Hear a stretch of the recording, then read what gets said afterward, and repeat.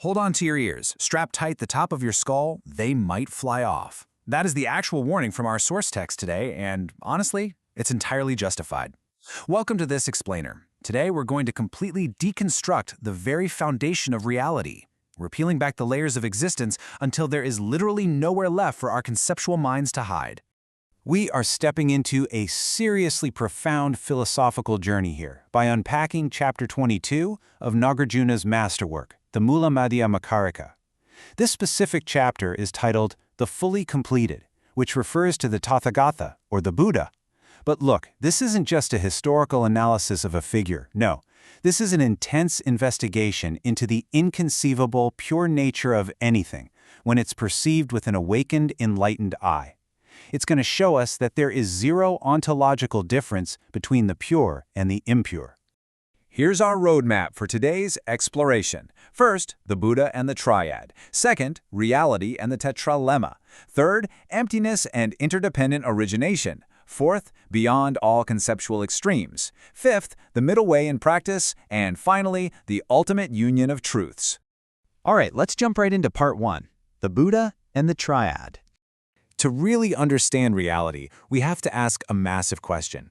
What is the true identity of the Tathāgata? And by extension, is there any unconditioned eternal ground to our universe? The traditional Abhidharma view, it's highly analytical and essentialist. It strictly separates reality into dualities. So you've got samsara, the impure realm of suffering, versus nirvana, the pure realm of liberation. But Nāgārjuna's Madhyamaka philosophy, it completely upends this. It is radically non-essentialist and non-dualistic. It's the middle way. The whole aim here is to prove there's actually no inherent ontological difference between the pure and the impure. So to investigate this, Nāgārjuna identifies a specific triad to put under the microscope. First, you have the owner, which is the Tathagata or Buddha. Second, the concept of ownership itself. And third, the possessions, which are the Buddha's purely perceived 5 aggregates, form, sensation, perception, mental formations, and consciousness. We're going to take this triad and test it to see if it actually exists in any absolute sense. Which brings us to part 2, reality and the tetralemma. To test this triad, we have to enter Nāgārjuna's infamous logical trap, the tetralemma. Let's walk through the 4 corners together. Corner 1. Is the Buddha identical to his aggregates? Well, if yes, then the Buddha is just a collection of impermanent, conditioned phenomena which completely destroys his transcendent nature. Okay, corner 2. Is he different or separate from them? If yes, he'd exist independently, which violates the universal law of dependent origination. Corner 3. Is he both identical and different? I mean, that's logically absurd and blatantly contradictory. So, corner 4. Is he neither? But this negates any relationship at all, making the Buddha completely undefined and unknowable. If you examine the verses deeply, you'll see every single corner leads directly to contradiction. We can actually run this triad through an absolute logical gauntlet of extreme dualities. Think about it. Are the Buddha and his aggregates existent, non-existent, both, or neither? Are they separate, united, both, or neither? Multiple or one? Dual or non-dual? Permanent or impermanent? Continuous or discontinuous? Eternal or annihilated? Self-existent or other-existent? Dependent or independent? Empty or non-empty? Nāgārjuna meticulously demonstrates that imposing any of these extreme dualistic categories completely breaks down. Like, if the Buddha exists dependently, he lacks self-existence.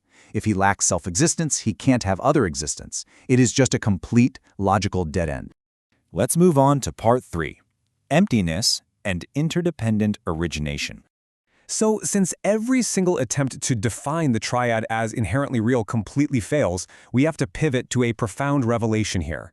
The triad is empty. Now, we got to be very careful with that word. Emptiness, or shunyata, is not some dark nihilistic void, not at all. It simply means things are empty of independent, absolute, inherent existence. There's no real opposition between opposites because, well, there are no inherently real opposites.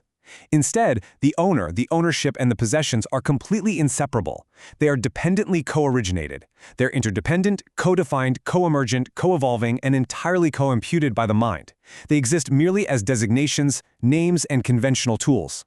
Because they are mere conventional tools, our source text gives us these incredibly powerful visual metaphors. The aggregates, the Buddha, and honestly all phenomena are like illusions. They're like reflections in a mirror, mirages in a desert, dreams, or echoes. They are quite literally there, yet not there. They function, right? We experience them. But if you try to grab them and isolate their inherent essence, you will find absolutely nothing solid. Part 4. Beyond all conceptual extremes. Now that we've deconstructed the Buddha, Nāgārjuna pushes the logic even further. He applies this generalized tetralemma directly to the entirety of reality itself. So let me ask you, is the true nature of reality describable or indescribable? Conceivable or inconceivable? You know, our conditioned minds desperately want to pick one. But if reality is inherently describable, it's fixed and frozen. If it's inherently indescribable, well, it's an unreachable, separate void. If we try to say it's both or neither, we just fall right back into absurdity. Therefore, we absolutely must conclude that the three spheres and reality itself are not this, not non-this, not both, and not neither. And there's no secret fifth option either. The true inconceivable nature of the Tathagata is completely beyond all conditioned, dualistic conceptual proliferation. It's beyond all of our mental models, our triads, our dyads. It's not eternal nor non-eternal. It's neither with self nor without self. It doesn't exist after death, nor does it not exist after death. Reality simply refuses to be boxed in by any of our concepts. Let's look at Part 5, the middle way in practice. So, if reality defies literally all our concepts and labels, how on earth are we supposed to navigate daily life? Well, for ordinary beings, ignorance obscures reality. We forget the dependent, empty nature of our creations. We reify concepts, meaning we treat them as fundamentally, solidly real, and we become enslaved to these illusions, trapped in dualities like self versus other. Buddhas, however, have awakened to this exact truth. The difference between a Buddha and an ordinary being is not a difference in inherent essence. Both are equally empty. The difference is purely in alignment. Buddhas constantly embody the wisdom of emptiness and the compassion of interdependence. The best attitude toward phenomena is the middle way.